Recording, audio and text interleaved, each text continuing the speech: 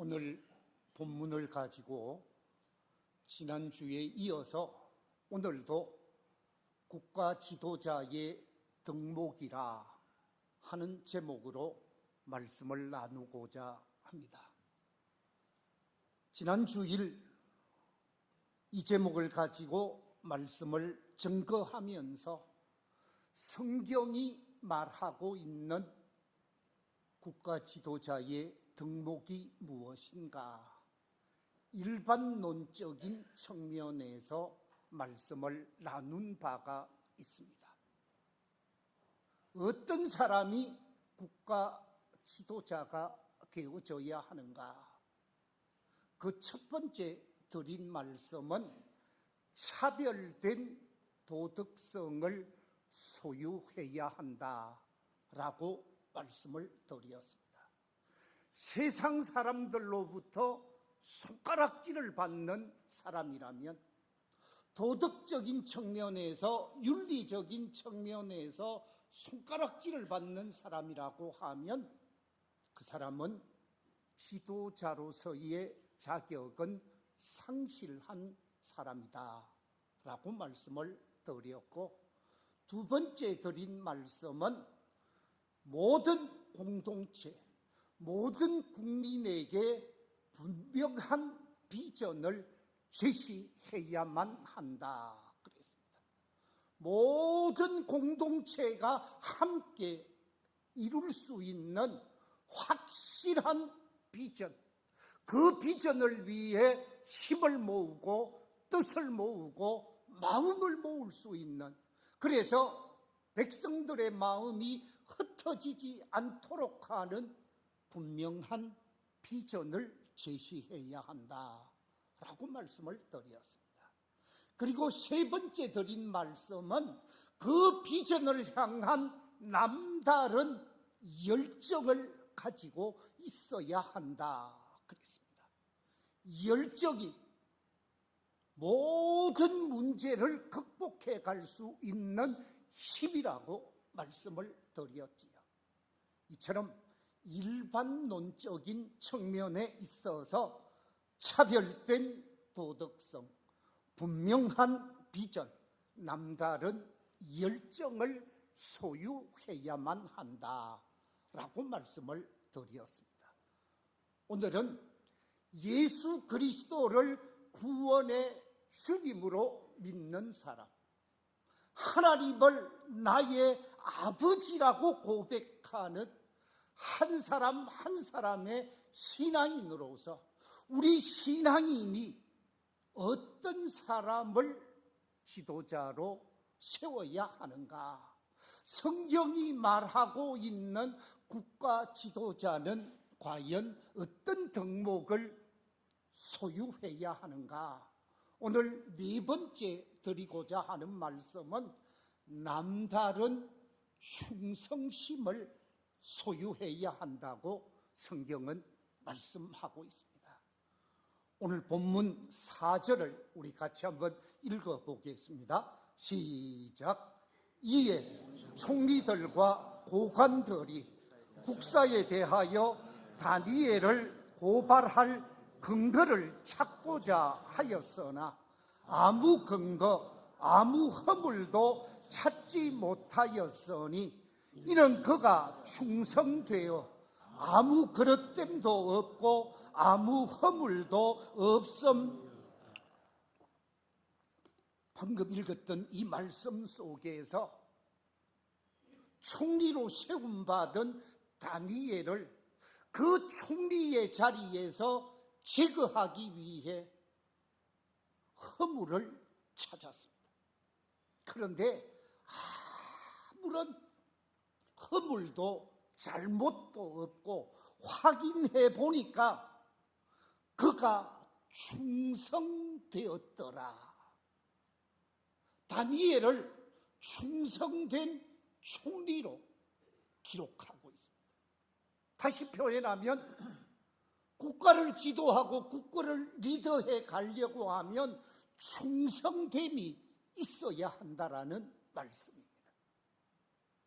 이 충성이라고 하는 말, 이 충성이라고 하는 말은 국가를 사랑하는 마음, 국가에 대한 헌신, 국가에 대한 섬김의 마음을 말할 수 있을 것인데, 이 충성이라는 말을 한자로 참 잘 표현해 놓았습니다.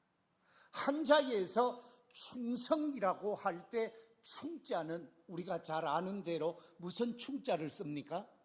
충성 충자를 쓰게 되어집니다. 그런데 그 충성 충자라는 말이 가운데 중자에다가 밑에 마음심이 있는 것이 충성할 때 충자입니다. 성이라고 하는 말은 정성성자를 쓰고 있습니다. 정성성자를 붙여서 충성이라고 하는데, 이 충성이라고 하는 말은 정성을 다하여 내 마음 중심에 있는 내 생명을 드리고자 하는 자세가 충성이라고 할 수 있습니다. 내 마음 중심을 드린다, 내 마음 중심을 바친다라고 할 때 국가를 위한 헌신, 국가를 위한 희생, 국가를 위한 섬김을 나타내는 말이죠. 제가 이 설교를 준비하면서 충성이라고 말할 때 충성을 하나하나 분해하면 그 속에 무엇이 있을까? 충성이라는 것을 꽉 짜면 거기에 떨어지는 것이 무엇일까? 이런 측면에서 한번 곰곰이 생각해 보면서 제가 생각하는 충성의 엑기스는 제일 첫 번째 옳은 것이라는 거죠. 다시 말하면 불의가 아닌 의의 길을 걷는 것이 충성의 기본일 것입니다. 충성하고자 하는 사람은 불의한 길을 걷지 아니하고 옳은 길, 의의 길을 걸어야 합니다. 두 번째 충성이라고 할 때, 충성이라고 하는 것은 비겁한 것이 아니고 용기 있는 삶의 결단이라고 말할 수 있습니다. 세 번째 충성이라고 말할 때, 이 충성은 자기 이익, 자기 만족, 자기 뭐라고 그럴까요?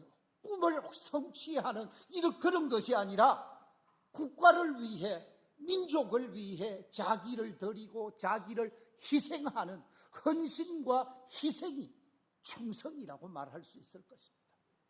마지막 충성이라는 말은 중간에 하다가 포기하는 것이 아니고, 하다가 그만두는 것이 아니라 마지막까지, 끝날 시간까지, 마지막 생명이 다하는 그날까지 변절하지 않고 사명을 감당하는 것이 충성이라고 말할 수 있을 것입니다.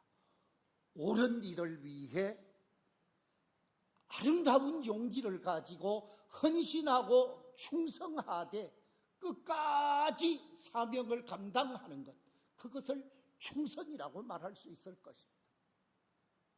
지도자가 되고자 하는 사람, 지도자로 세움받고자 하는 사람은 충성된 사람이라고 하는데, 우리 고려사회에서 조선으로 이어지는 가운데 충성스러운 사람으로 인정받는 사람이 한 사람 있는데, 그 사람이 누굽니까?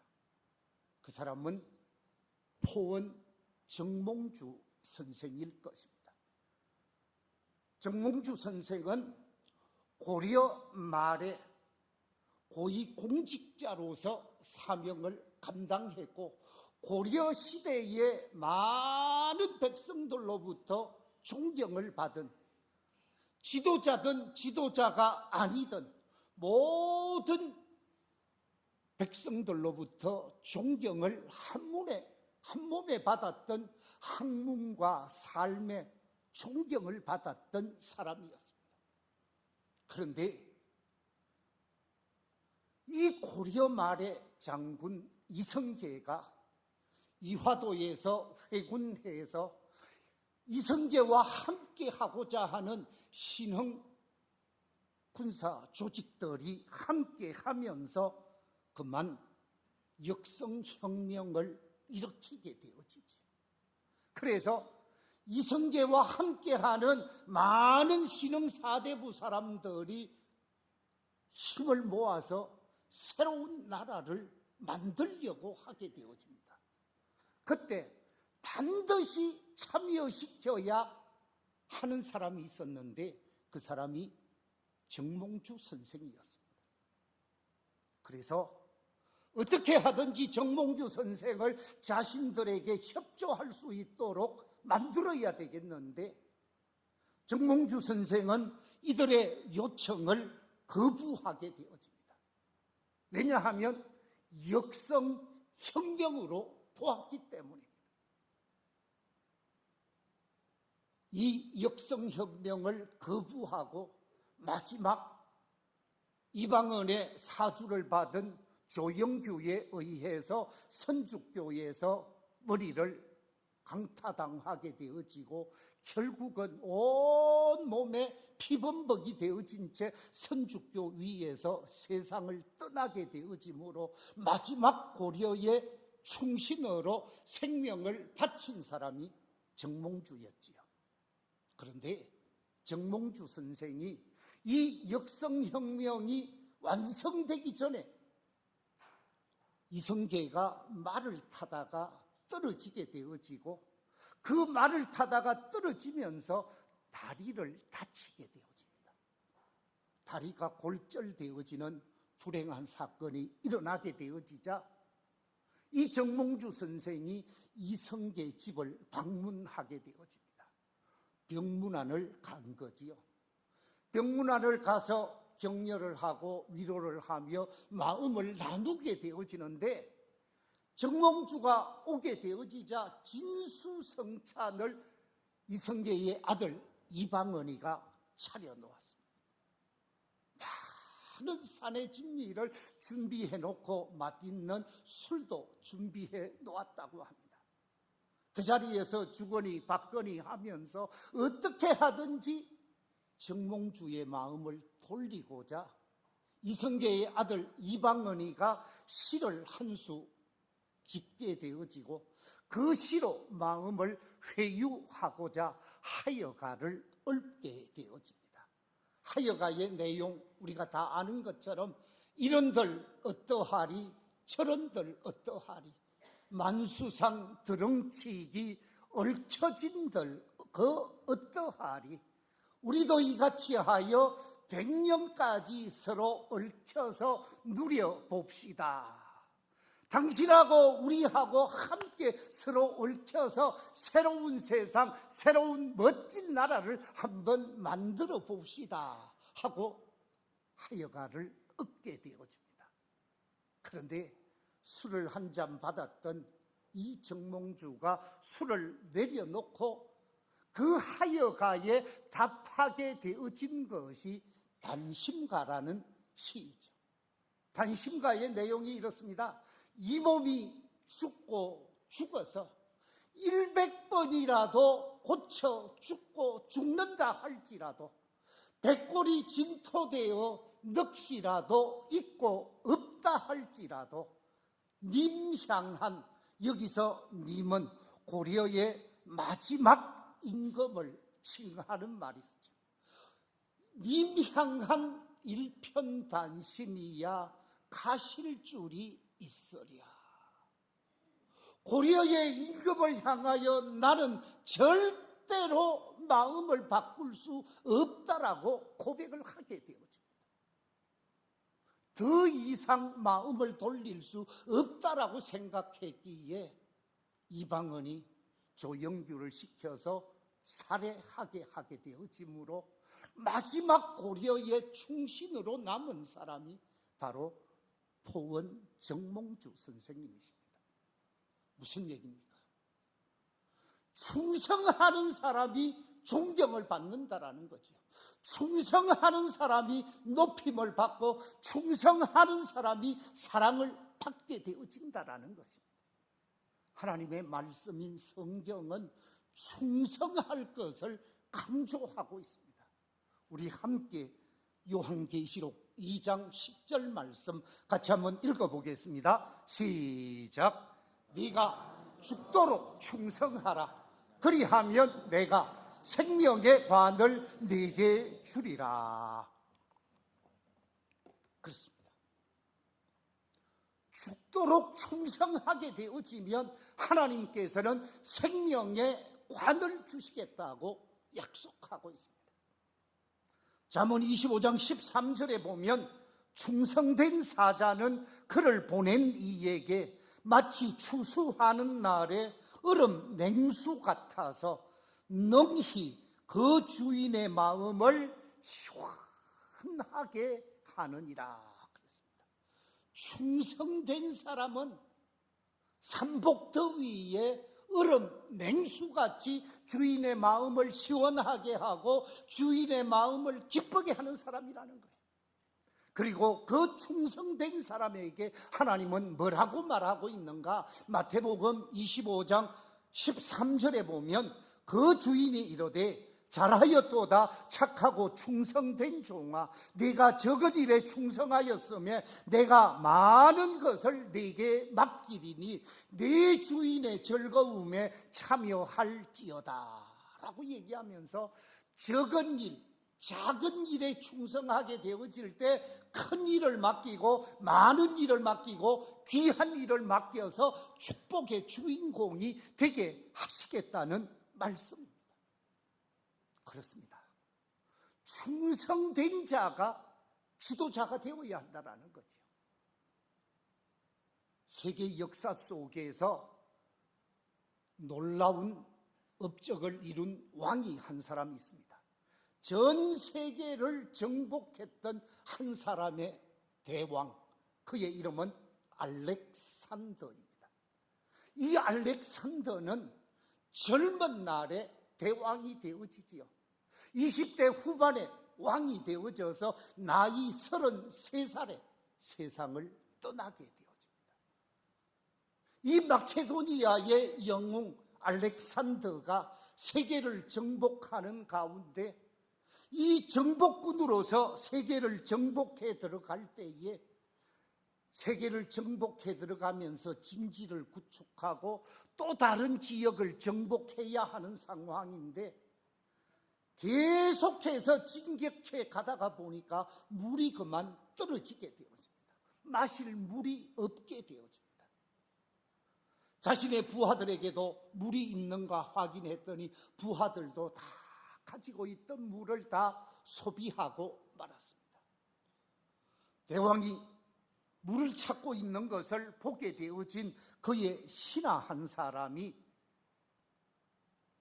자신들의 진지 바깥 적질 가까이에 좋은 우물이 있는 것을 확인하고 그 적지를 향하여 달려가서 우물을 떠오게 되어지는데 이미 우물을 떠오는 그의 등에는 화살이 박혀 있었습니다. 마지막 가죽 부대에 물을 가지고 대왕에게 드리게 되어집니다. 대왕이시여, 이 물을 드시고 힘을 내셔서 우리 장병들을 잘 지휘해 주십시오. 그러면서 쓰러지게 되어집니다.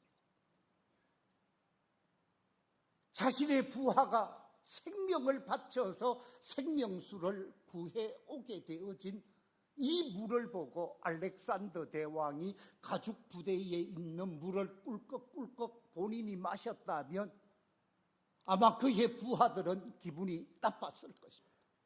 그 가죽 부대를 들고 뭐라고 얘기를 합니까? 알렉산더 대왕이 남긴 유명한 말이 이렇습니다. 이 물은 물이 아니라 내 신하의 뭐라고요? 피로다.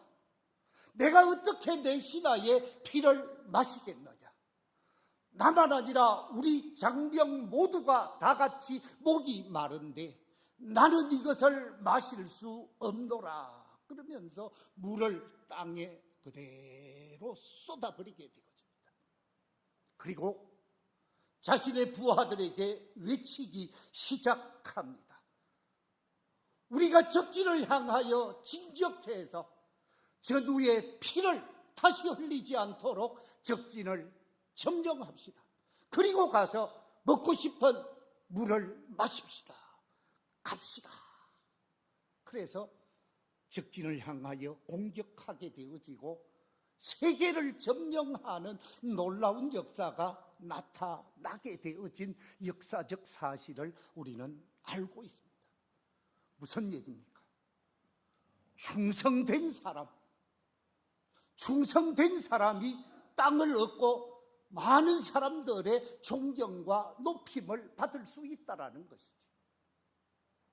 대한민국의 지도자가 되고자 하는 사람은 얼마나 충성된 사람인가, 얼마나 충성해 왔는가를 보고 평가해야 한다는 말씀입니다. 남다른 충성심이 있는 그 사람을 세워서 지도자가 되게 할 때 더 크게 충성하고 더 아름답게 사명을 감당할 수가 있다는 말씀입니다. 다섯 번째, 성경이 말하고 있는 지도자의 덕목은 무엇인가? 우리가 성경을 확인해 보면 경천애인의 마음을 소유한 사람이라고 말할 수 있습니다. 경천애인의 마음은 문자 그대로는 하늘을 공경하고 사람을 사랑하는 사람이라는 뜻인데, 성경적인 측면에서는 하나님을 경외하는 사람을 의미하는 말씀입니다. 이웃을 사랑하는 사람을 의미하는 말씀입니다. 성경 속에서 이렇게 우리에게 말씀하고 있습니다. 우리 함께 전도서 12장 13절 말씀 같이 한번 읽어보겠습니다. 시작. 일의 결국을 다 들었으니 하나님을 경외하고 그의 명령들을 지킬지어다. 이것이 모든 사람의 본분이니라. 사람의 본분은 하나님을 경외하는 사람이 되어져야 한다는 것입니다. 모든 사람이 하나님을 경외해야 하는데, 특별히 지도자는 하나님을 더 경외하는 사람이 되어져야 한다는 것입니다. 시편 115편 11절 이하 14절에서 이렇게 말씀하고 있습니다. 여호와를 경외하는 자들아, 너희는 여호와를 의지하여라. 그는 너희의 도움이시요 너희의 방패시로다. 여호와께서 우리를 생각하사 복을 주시되 이스라엘 집에도 복을 주시고 아론의 집에도 복을 주시며 높은 사람이나 낮은 사람을 막론하고 여호와를 경외하는 자들에게 복을 주시리로다. 여호와께서 너희를 곧 너희와 너희 자손을 더욱 번창하게 하시기를 원하노라. 하나님을 경외하는 사람, 그 사람에 의해서 그 나라가 복을 받고 그 자손들이 복을 받게 하신다고 하면서 높은 사람이나 낮은 사람이나 모든 사람이 다 여호와 하나님을 경외하는, 하나님을 잘 받들어 섬기는 사람이 되어져야 한다는 말씀입니다. 시편 112편 1절 2절에서도 이렇게 말하고 있습니다. 할렐루야. 여호와를 경외하며 그의 계명을 크게 즐거워하는 자는 복이 있도다.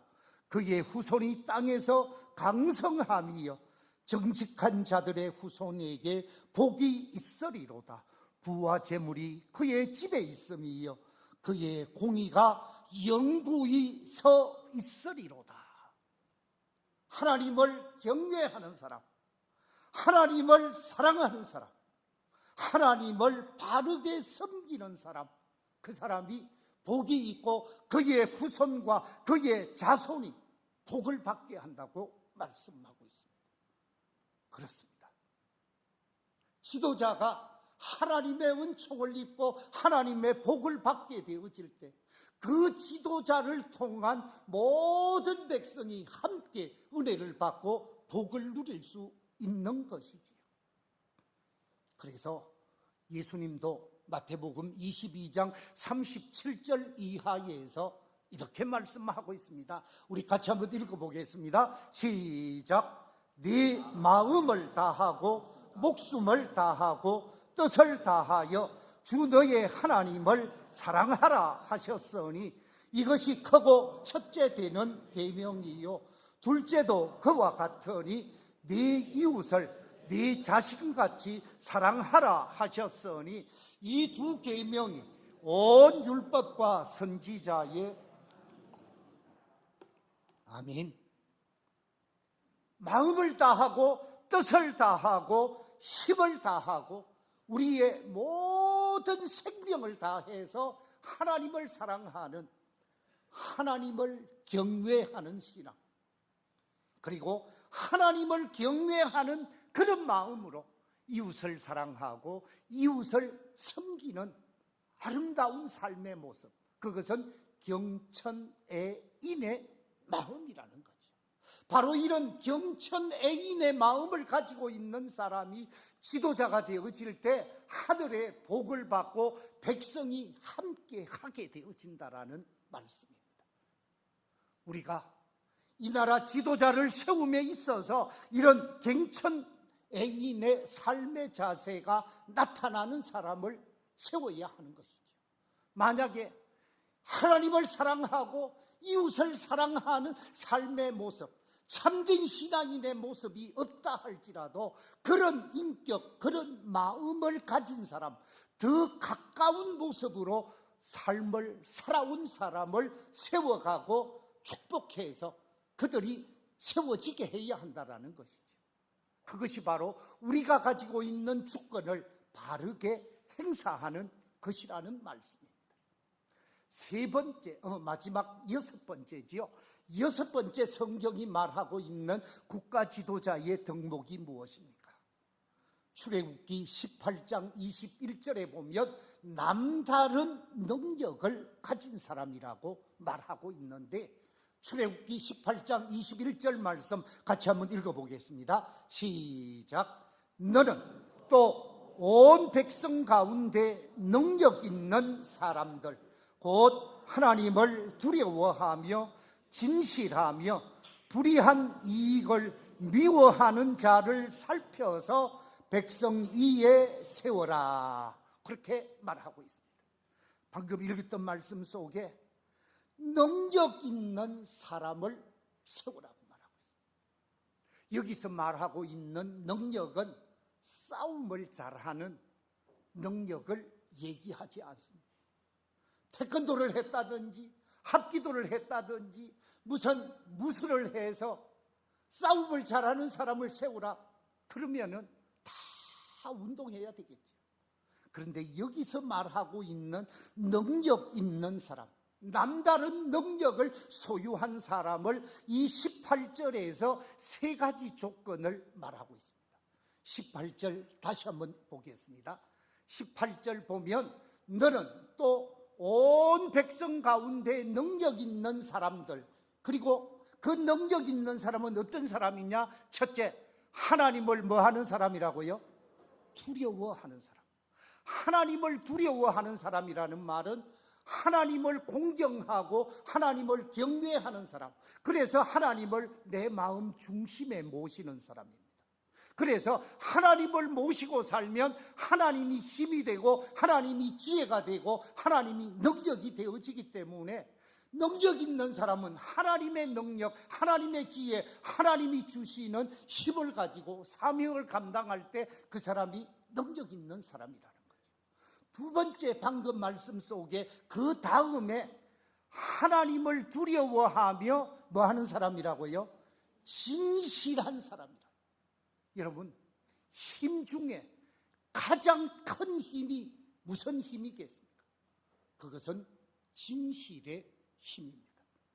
아무리 거짓이, 아무리 비리가 넘어뜨리고 쓰러뜨리고 엎드러뜨리려고 해도 진실은 진실됨을 그대로 드러내면서 힘을 발휘하게 되어집니다. 누가 힘 있는 사람이냐? 진실한 사람이라는. 거짓된 사람은 반드시 올라가는 것 같지만 그 거짓됨으로 쓰러지게 되고 넘어지게 되어진다라는 말씀입니다. 세 번째, 힘 있는 사람은 어떤 사람인가? 방금 읽었던 말씀, 진실하며 그 다음에 불의한 이익을 미워하는 사람이다. 불의한 이익을 미워한다라는 말은 검은 돈을 받지 않는다라는, 시커먼 수익을 받지 않는다라는 거죠. 잘못된 거래, 잘못된 욕심에 사로잡히지 않는다라는 거죠. 부정한 돈을 탐내지 않는 사람. 그래서 오늘 이 말씀 속에서 불의한 이익을 미워한다라고 하는 말은 깨끗하고 정직하고 바르고 의로운 삶을 사는 사람을 나타내는 말씀입니다. 우리가 잘 아는 대로 어떤 사람이 복이 있는가, 어떤 사람이 하나님이 기뻐하는가, 시편 1편 1절에서 이렇게 말하고 있습니다. 복 있는 사람은 악인들의 꾀를 따르지 아니하며 죄인들의 길에 서지 아니하며 오만한 자들의 자리에 앉지 않는 자라고 그랬습니다. 여기 세 종류의 불의한 사람, 세 종류의 잘못된 사람을 소개하고 있습니다. 마지막 오만한 사람, 중간에 죄인, 또 그 앞에는 악인. 악인과 죄인과 오만한 사람, 하나님을 외면하는 사람은 결코 힘이 있을 수 없다라는 거예요. 하나님 앞에서 힘 있는 사람이 되려고 하면 하나님의 말씀 앞에 부끄럽지 않아야 되는 거예요. 베드로전서 5장 2절과 3절에서는 이렇게 말씀하고 있습니다. 너희 중에 있는 하나님의 양무리를 치되 억지로 하지 말고 하나님의 뜻을 따라 자원함으로 하며, 그 다음에 뭐라고 얘기합니까? 더러운 이득을 위하여 일하지 말아라. 더러운 이익, 더러운 이득을 위해서 일하는 사람은 패망의 길을 걷고 버림받을 수밖에 없다라는 말씀. 옛날 글에 보면 아주 의미 있는 문장이 있어서 하나 소개하겠습니다. 백주 홍인면 황금 흑사심. 백주 하얀 술은 홍인명 사람의 얼굴을 어떻게 한다고요? 붉게 만들고, 그 다음에 황금 돈은 흑사심이라 그랬는데 사람의 마음을 어떻게 만든다고요? 시커멓게 만든다라는 거예요. 아주 멋진 말 아닙니까? 하얀 술은 우리를 붉게 만들지만 잘못된 돈, 황금은 사람의 마음을 검게 만들고 사람의 마음을 잘못되게 한다라는 거예요. 더러운 이익을 추구하게 되어지면 사람의 양심이 시커멓게 되어진다는 거죠. 그런 사람은 지도자가 될 수 없고 그런 사람은 문제 있는 사람이라는 것입니다. 말씀을 맺겠습니다. 지난주에 이어서 오늘에 이르기까지 2주간에 걸쳐서 6가지의 지도자의 덕목, 성경이 말하고 있는 6가지 덕목을 살펴보았습니다.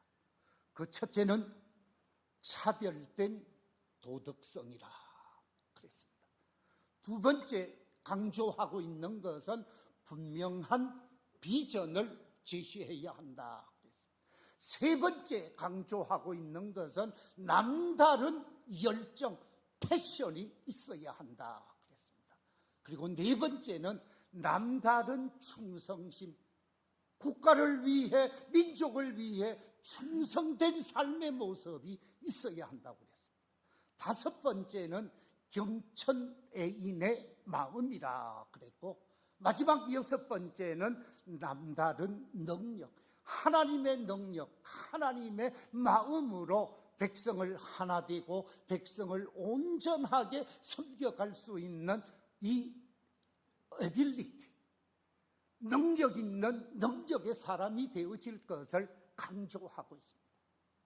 우리 교회 모든 성도들이 자신에게 주어진 주권을 이 6가지 덕목에 합한 자를 세우게 되어질 때 우리나라는 더 하나님이 기뻐하는 나라가 되어지고 하나님의 축복 속에서 복된 나라로 21세기를 선도해가는 아름다운 나라가 되어질 줄로 믿습니다. 아름다운 신앙인의 자세로 우리에게 주어진 주권을 잘 행사하면서 이 나라를 복되게 하는 우리 모든 성도들이 다 되시기를 주의 이름으로 축원합니다.